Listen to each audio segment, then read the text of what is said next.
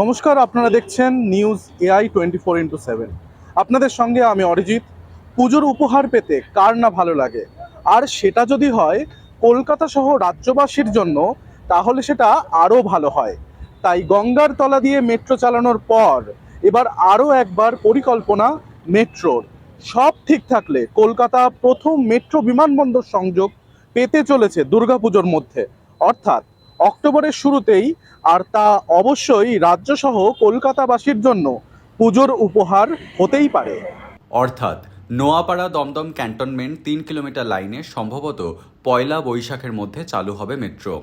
Yellow লাইনের 4 kilometre Dumdum cantonment থেকে বিমানবন্দর প্রসারিত থেকে সমস্ত বাধা অপসারণ করা হয়েছে।